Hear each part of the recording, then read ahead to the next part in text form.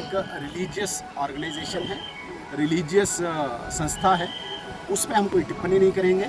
और अगर बीइंग मुस्लिम कोई अवकाफ से कोई दिक्कत है, आज़ादी है, वो बोल सकते हैं। लेकिन मैं यहाँ पे भी स्पष्ट करना चाहूँगा, यहाँ पे नेशनल कॉन्फ्रेंस इस वक्त इतनी परेशान है, इसके कार्यकर्ता इतने परेशान हैं क्योंकि इनको दिख नहीं रहा है, आगे भी इनको अपना भविष्य नहीं दिख रहा है। ये दोनों कम्युनिटीज़ में रिजेक्ट हो गए हैं, चाहे मुस्लिम कम्युनिटी है चाहे हिंदू कम्युनिटी है।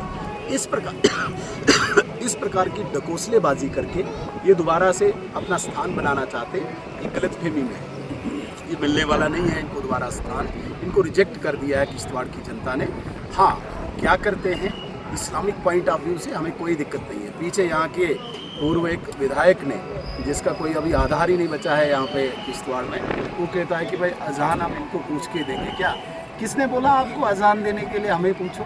हमें आवश्यकता ही नहीं है। तुम अजान दो, तुम नमाज़ पढ़ो, तुम कुछ भी करो, हमें पूछने की ज़रूरत ही नहीं है, ना हमें बोलने की आवश्यकता है। तुम अजान पढ़ते भी हो, नमाज़ पढ़ते भी हो, नहीं पढ़ते हो, हमें तो पता ही नहीं। इस पर भी सवाल या निशान है। और आप कहते हो कि भाई बीजेपी वालों से क्यों पूछे, हमें ज़रूरत ही नहीं है, बीजेपी को आवश्यकता ही नहीं है आपके किसी भी रिलीजियस जो इमोशंस है, सेंटिमेंट्स है, उन पे हाथ डालने की हमें आवश्यकता ही नहीं है। आप नमाज़ पढ़ो, आप अजान पढ़ो, कब पढ़ो, कैसे पढ़ो, इसमें हमें कोई लेना देना नहीं। लेकिन ज़बरदस्ती घसीटना, भाजपा को घसीटना, भाई अजान के लिए भी, नमाज के लिए आप एक शब्द हमारा निकालो जब हमने आपको बोला है कि भाई तुम अजान कब पढ़ो, हमें कोई लेना देना ही नहीं। तो अननेसेसरी मुझे लगता है कि ये बचकानी हरकतें कर करके अपनी छवि ये खुद ही प्रस्तुत कर रहे हैं पब्लिक के साथ। धन्यवाद।